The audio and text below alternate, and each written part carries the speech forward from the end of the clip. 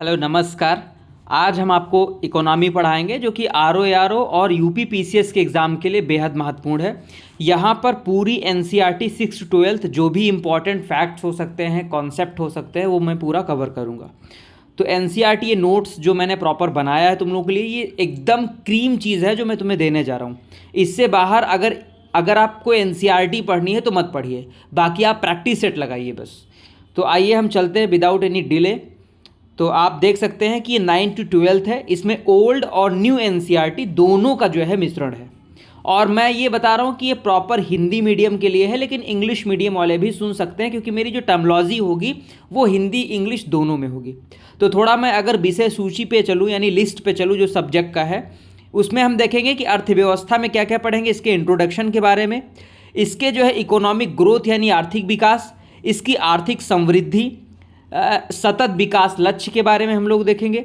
फिर दूसरा जो चैप्टर बेस्ड है वो हमारा नेशनल इनकम यानी राष्ट्रीय आय पे, ठीक है। फिर भारत में जो सकल घरेलू उत्पाद की गणना कैसे की जाती है ये हम लोग देखेंगे। चैप्टर 3 में हम लोग देखेंगे आर्थिक नियोजन के प्रकार देखेंगे और नीति आयोग को पढ़ेंगे। चौथा जो चैप्टर है वो निर्धनता एवं बेरोजगारी, इस पर देखेंगे। पांचवा जो चैप्टर है वो ग्रामीण एवं नगरीय विकास पर है। फिर उसके बाद में 6 चैप्टर है आपका कृषि यानी एग्रीकल्चर से रिलेटेड जो चैप्टर है। 7 चैप्टर है आपका इंडस्ट्री और इंडस्ट्रियल पॉलिसी पे क्या क्या है वो हम लोग कवर करेंगे। फिर 8वां जो चैप्टर है महत्वपूर्ण है आपका है मुद्रा एवं बैंकिंग। मुद्रा के प्रकार, मुद्रास्फीति यानी इन्फ्लेशन क्या होता है, बैंकिंग सिस्टम क्या है, कॉमर्शियल बैंक क्या होते हैं, इनके बारे में हम लोग देखेंगे। अब आगे चलते हैं तो लोक वित्त और राजकोषीय नीति एवं बजट पर। और इसमें हम बजट जब पढ़ाएंगे तो आपको जो हाल ही में आया हुआ बजट है वो चाहे यूपी का हो या सेंट्रल का हो, दोनों हम कवर कर लेंगे।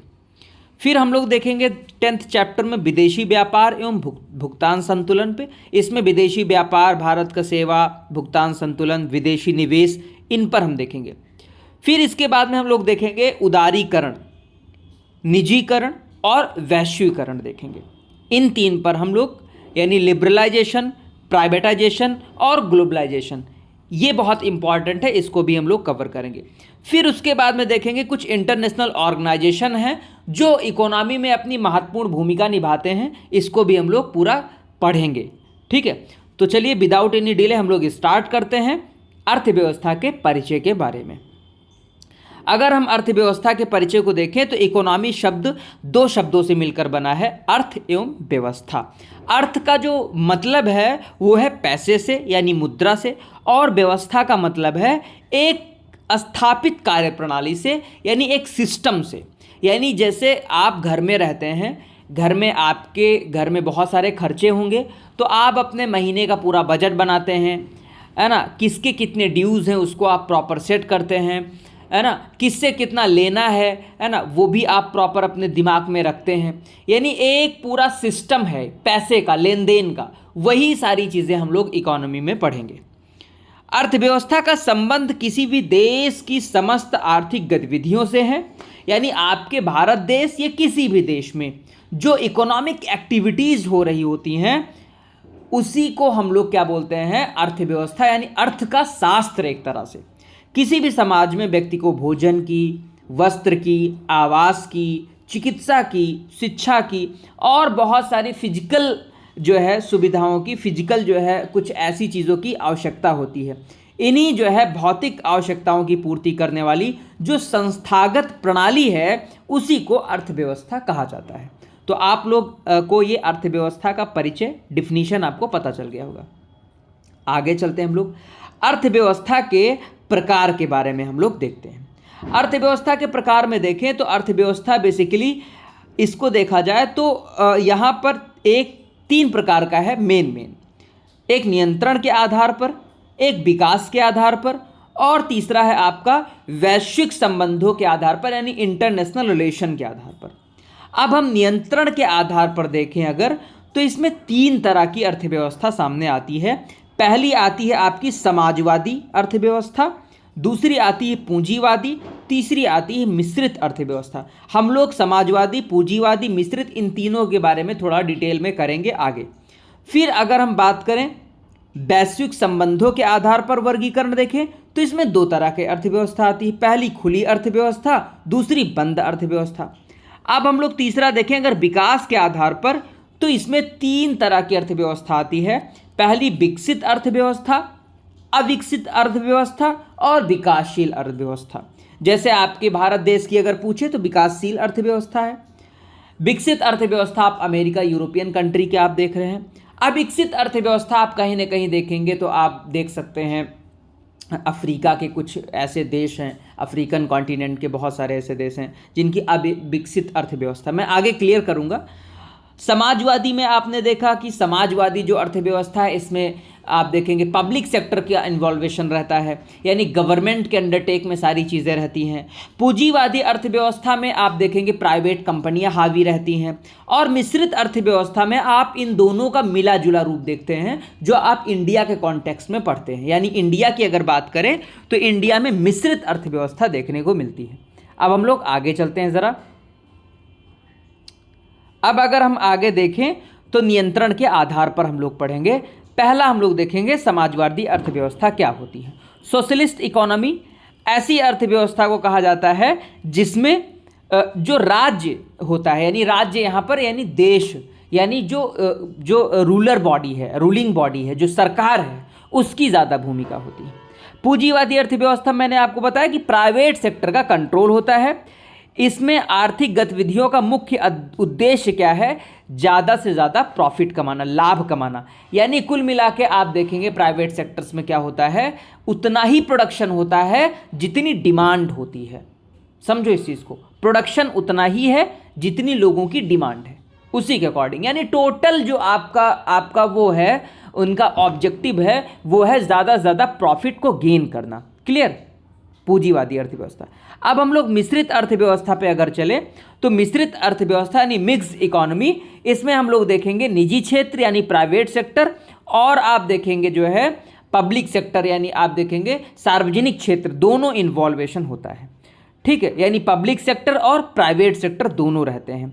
ठीक है, फिर इसमें क्या होता है, आप देखेंगे कि इसमें जो है जो इंडस्ट्रीज़ हैं वो प्राइवेट सेक्टर के अंडरटेक में आती हैं, लेकिन उन पर कंट्रोल कहीं ना कहीं जो है इनडायरेक्टली आपके गवर्नमेंट का भी होता है। यानी वो जो आपके प्राइवेट सेक्टर जो उद्यमी है, जो इंडस्ट्रियलिस्ट हैं, वो किसी भी देश के नागरिक के साथ में ऐसी कोई चीज़ नहीं कर सकते हैं जो उनके राइट्स को वायलेट कर रहा हो या फिर उनकी दुर्दशा कर रहा हो। जैसे उन्होंने फैक्ट्री, सपोज दैट अपनी फैक्ट्री ओपन कर दी और उससे बहुत ज़्यादा जो है उनको तो प्रॉफिट हो रहा है, लेकिन वहाँ आसपास रहने वाले जो सेटलमेंट्स हैं, जो बस्तियाँ हैं, वहाँ पर जहरीली गैस फैल रही है, या फिर आप देखें भोपाल गैस त्रासदी टाइप की जो चीज़ें हो रही हैं, या फिर वहाँ का पानी गंदा हो रहा है।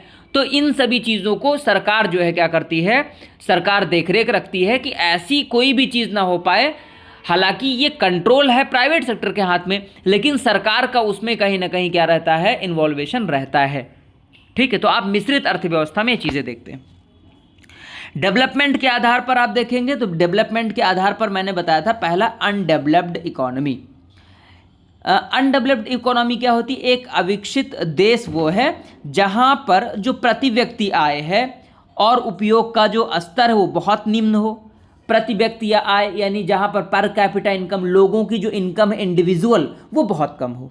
यानी जितना उसका जो है खर्चा हो उससे कहीं ज़्यादा कम उसकी क्या हो, आमदनी हो। यानी कह सकते हो कि आमदनी अठन्नी, खर्चा रुपया वाला कॉन्सेप्ट। उपयोग का निम्न स्तर, फिर उसके बाद में निर्बल स्वास्थ्य सेवाएं, यानी कहने का मतलब हो गया कि वहाँ पर जो हॉस्पिटलिटी है, हॉस्पिटल सिस्टम है, जो मेडिकल फैसिलिटीज़ हैं वो अवेलेबल ना हो।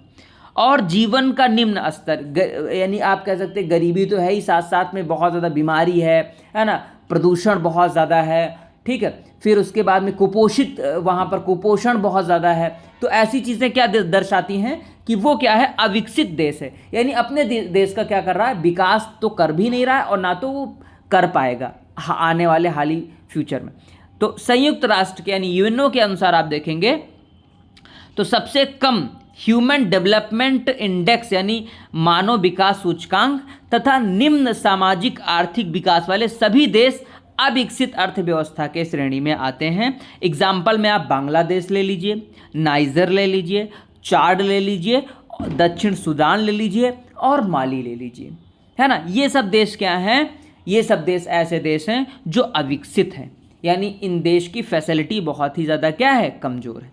अब विकासशील अर्थव्यवस्था में देखें हम लोग तो डेवलपिंग फेज, जैसा कि नाम से ही आपको पता चल रहा है, यानी अभी वो पूरी तरह से विकसित नहीं हुए हैं, वो विकास की ओर अग्रसर हैं। ठीक है, यानी इस अर्थव्यवस्था में शामिल देश विकास की प्रक्रिया से गुजर रहे हैं। उदाहरण के लिए आप चाइना और भारत, हालांकि चाइना अब रह नहीं गया है, लेकिन चाइना अपने आप को शो नहीं करता है ना। वो अपने आप को विकसित देश में गिनना, क्योंकि फिर क्या होगा, उसके ऊपर बहुत सारे सैंक्शंस लग जाएंगे, कार्बन एमिशन कम हो जाएगा, बहुत सारी चीज़ें ऐसी आती हैं। इसीलिए हालांकि भारत तो विकासशील देश है, क्योंकि यहाँ पर आप पर कैपिटा इनकम भी बहुत कम देखेंगे अभी, है ना। आप यहाँ पर आप ये देखेंगे कि यहाँ पर अभी मेडिकल फैसिलिटीज़ उस लेवल की नहीं है जिस हिसाब से होनी चाहिए। आप सबसे बड़ी चीज़ ये है कि बेरोजगारी दर आपको यहाँ पर बहुत ज़्यादा मिलेगी, है ना। हर 10 में से जो है 9 आदमी क्या है? बेरोजगार है, उसके पास एम्प्लॉयमेंट नहीं है।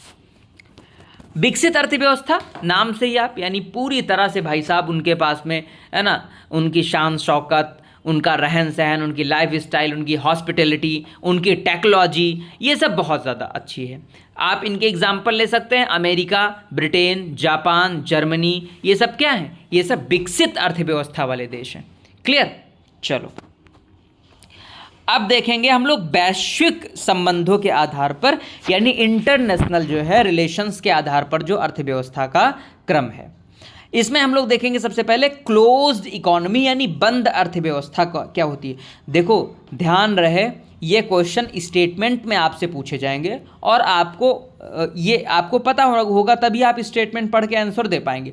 अब वो चिरकुट वाले क्वेश्चन नहीं आते जो एक लाइन का वन लाइनर फैक्ट पूछ लिया कि चलो बताओ धन का विज्ञान क्या होता है, चलो बताओ भारत देश की पर कैपिटा इनकम क्या है ना, जीडीपी, ये सब नहीं पूछा जाता। अब आपकी स्टेटमेंट के क्वेश्चन बनेंगे आरओ और पीसीएस में, है ना। चिरकुट वाले अगर आपको क्वेश्चन पढ़ने हैं, अगर आपको जानना है तो आप उसी तरह के एग्ज़ाम की प्रिपरेशन करिए, है ना।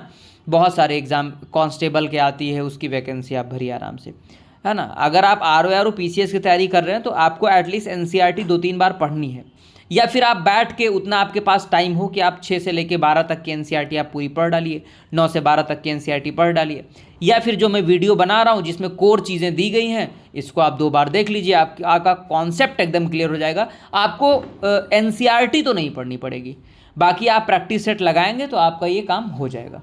और ये समझ लीजिए बिना एनसीईआरटी, भाई साहब एनसीईआरटी के बिना आप आगे कुछ भी नहीं जान पाएंगे। एनसीईआरटी बहुत बहुत बहुत सॉलिड चीज़ है, इसको पढ़ना ही पड़ेगा, दूसरा कोई ऑप्शन ही नहीं है आपके पास में। तो चलिए हम लोग बंद अर्थव्यवस्था के बारे में देखते हैं। ये ऐसी अर्थव्यवस्था है जो बाह्य अर्थव्यवस्था से किसी भी प्रकार से आर्थिक संबंध नहीं रखती है। जहाँ जो एक्सपोर्ट और इम्पोर्ट होता है उसकी जो गतिविधियां हैं वो शून्य हैं। कहने का मतलब वहाँ पर एक्सपोर्ट और इंपोर्ट जैसी चीज़ें आपको नहीं दिखेंगी। ये बंद अर्थव्यवस्था कहलाती है। की टर्म्स देखना, आप देखना कि मैं बोल क्या रहा हूँ, जो इसके टर्म्स हैं, जो इसकी की है वो है एक्सपोर्ट एंड इंपोर्ट, यानी ऐसी अर्थव्यवस्था जहाँ पर एक्सपोर्ट और इंपोर्ट जो है नगण्य है, शून्य है, वो अर्थव्यवस्था बंद अर्थव्यवस्था कहलाती है। बंद अर्थव्यवस्था यहाँ पर निजी क्षेत्र की भूमिका ना के बराबर होती है, नहीं ही होती है। नॉर्थ कोरिया की अर्थव्यवस्था जैसे हम देख सकते हैं एक बंद अर्थव्यवस्था का उदाहरण है। नॉर्थ कोरिया कोई किसी भी तरह का बाहरी इंटरफेरेंस नहीं चाहता वो। अब हम लोग खुली अर्थव्यवस्था की बात करें तो खुली अर्थव्यवस्था ओपन इकोनॉमी में क्या होता है, आयात और निर्यात पर मिनिमम रिस्ट्रिक्शंस होता है, बहुत कम, तथा जो लिबरल यानी उदारवादी और निजी आर्थिक तत्वों का प्रभाव अधिक होता है। यानी यहाँ की जो अर्थव्यवस्था होती है, जो खुली अर्थव्यवस्था होती है, उसमें आओ हमारे यहाँ बिजनेस करो, आओ, है ना, सबको बुलाया जाता है। खुली अर्थव्यवस्था नाम से ही आप समझ जाइए, है ना, एक तरह से उदारवादी अर्थव्यवस्था। इसमें ये ऐसी अर्थव्यवस्था है सभी को परमिशन दी जा रही, भैया तुम अगर अच्छा काम कर रहे हो, इससे किसी को नुकसान ना हो रहा, आओ हमारे यहाँ फैक्ट्री ओपन करो, प्रोडक्शन करो, बेचो, मौज करो, तुम भी हम भी करेंगे। ठीक है, फिर आप देखेंगे यहाँ पर निजी निजी तत्वों का प्रभाव अधिक होता है, उदारवादी और निजी यानी लिबरल और प्राइवेट।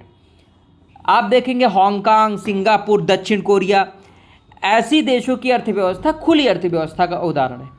ऐसी अर्थव्यवस्था में जो उत्पादन है यानी प्रोडक्शन है और उपभोग यानी कंजम्पशन है तथा कैपिटल फॉर्मेशन यानी पूंजी का निर्माण है, बाह्य लेन देन से प्रभावित होता है।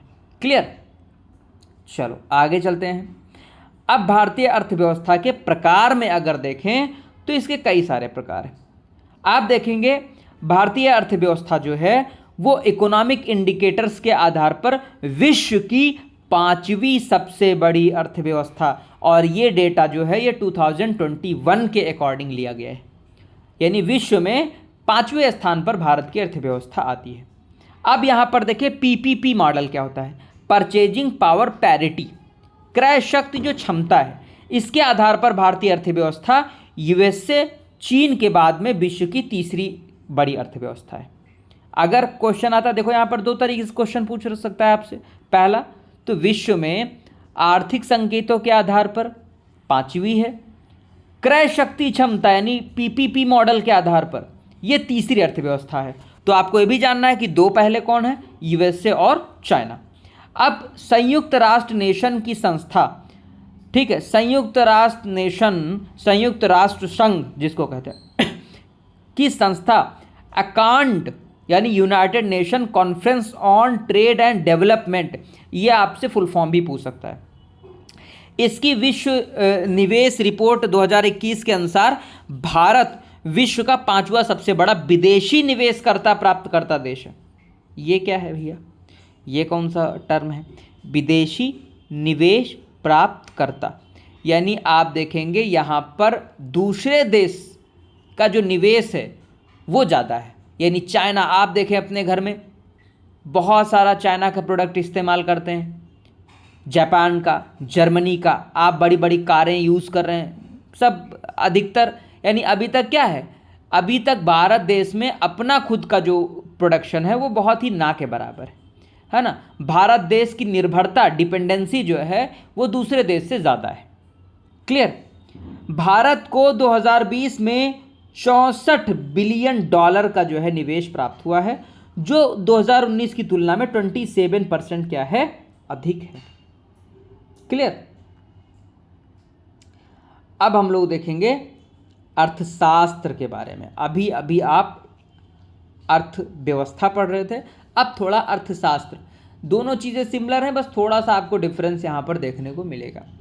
अर्थशास्त्र जो है बेसिकली इकोनॉमिक्स, ये हिंदी रूपांतरण है क्योंकि ये ग्रीक भाषा के ओकोनोमिया शब्द से उत्पन्न हुई है। और कभी भी क्वेश्चन पूछा था कि अर्थशास्त्र के जनक कौन है, तो एडम स्मिथ हैं। अर्थशास्त्र ऐसे विषय का अध्ययन है जिसमें मनुष्य अपने सीमित, बहुत कम सोर्सेस से चुनाव द्वारा धन का विभाजन यानी डिस्ट्रीब्यूशन ऑफ वेल्थ करके अपनी असीमित इच्छाओं की पूर्ति करके वो सेटिस्फाइड होता है। क्लियर? Very good. अब हम आगे चलते हैं। अर्थशास्त्रीय क्रियाएं इकोनॉमिक एक्टिविटीज़ में आप देखते हैं, है ना, जैसे चिकित्सक द्वारा चिकित्सा कार्य, शिक्षक द्वारा अध्यापन का कार्य, व्यापारी के द्वारा कॉमर्शियल काम यानी वाणिज्यिक कार्य, ये सारी चीज़ें। अनार्थिक क्रियाएं क्या होती हैं? अनार्थिक क्रियाएं जैसे सामाजिक, धार्मिक, ये क्रियाएं जो है अनार्थिक क्रियाएं होती हैं, यानी जिसमें धन प्राप्ति का उद्देश्य नहीं शामिल होता। आप धार्मिक चीज़ें करते हैं, उसमें आप नहीं कहते हैं कि हमको इससे धन प्राप्त हो, है ना। क्लियर? चलो आगे चलते हैं ज़रा हम लोग। अर्थशास्त्र की जो शाखाएं हैं, ब्रांचेज ऑफ इकोनॉमिक्स, ये दो तरीके से। पहला बेस्टी, दूसरा सेमेस्टी, माइक्रो एंड मैक्रो। तो बेस्टी अर्थशास्त्र जो है माइक्रो का मतलब ही छोटा, इसमें बहुत ही बेसिक, जैसे परिवार के अंदर जो खर्चे चल रहे हैं, फर्म कोई चल रहा है, इंडस्ट्री कोई चल रही है, ये माइक्रो इकोनॉमिक्स में आएगा। क्लियर? अब हम लोग देखेंगे इसमें क्या क्या और हो सकता है। माइक्रो जो इकोनॉमिक्स है, बेस्टी अर्थशास्त्र का उद्देश्य क्या है, बाजार में मांग तथा आपूर्ति की व्यवस्था को बनाए रखना, जो आपका कंजम्पशन यानी उपभोग है और जो डिमांड है यानी मांग है, इसके और सारे जो एलिमेंट्स है, जो फैक्टर्स हैं, उनकी पहचान करना। अब हम लोग चलते हैं समष्टि अर्थशास्त्र, जो कि भैया एक सागर है। मैक्रो नामी देख लो, बड़ा है, अच्छा खासा बड़ा है। इसमें क्या देखेंगे, इसमें नेशनल इंटरनेशनल इकोनॉमिक की जो है इंटरडिपेंडेंसी यानी अंतर्निर्भरता का अध्ययन भी किया जाता है। जो समष्टि अर्थशास्त्र में क्या देखते हैं, नेशनल इनकम, सेविंग्स, ट्रेड, इन सब की जो है व्याख्या देखने को मिलती है और उनके जो एम्स हैं, ऑब्जेक्टिव्स हैं, उनको पूरा करने, उनको फुलफिल करने का जो प्रोसेस है वो भी शामिल किया जाता है। क्लियर। अर्थशास्त्र की एक पृथक शाखा के रूप में जो समष्टि अर्थशास्त्र को, समष्टि का मतलब होता है, मैंने अभी बताया मैक्रो, बेष्टि का मतलब मैंने क्या बताया, माइक्रो, प्रोनाउंसिएशन समझो, माइक्रो छोटा, मैक्रो बड़ा, बेष्टि समष्टि। समष्टि अर्थशास्त्र को आरंभ करने का जो श्रेय है वो ब्रिटिश अर्थशास्त्री जॉन मेनार्ड कीन्स को दिया जाता है। इनकी एक पुस्तक है जिसका नाम है journal theory of employment, interest and money. इसमें इन्होंने जो है एक अपना इसका प्रिंसिपल दिया।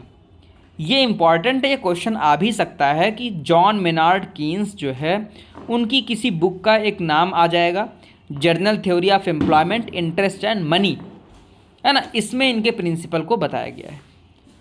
तो ये हमारा फर्स्ट लेक्चर है, इसको आप लोग एंजॉय करिए और बताइए कि कैसा है कमेंट के माध्यम से। फिर हम आगे आपके हर दिन जो है इकोनॉमी का लेक्चर लाते रहेंगे। क्लियर। और इसको आप 2 बार सुनिए, लिखने की, नोट्स बनाने की कोई ज़रूरत नहीं है, आप इसको बस पढ़िए और लेक्चर को एंजॉय करिए। एनसीईआरटी आपको अलग से पढ़ने की ज़रूरत नहीं, बस आप प्रैक्टिस सेट लगाना शुरू करिए।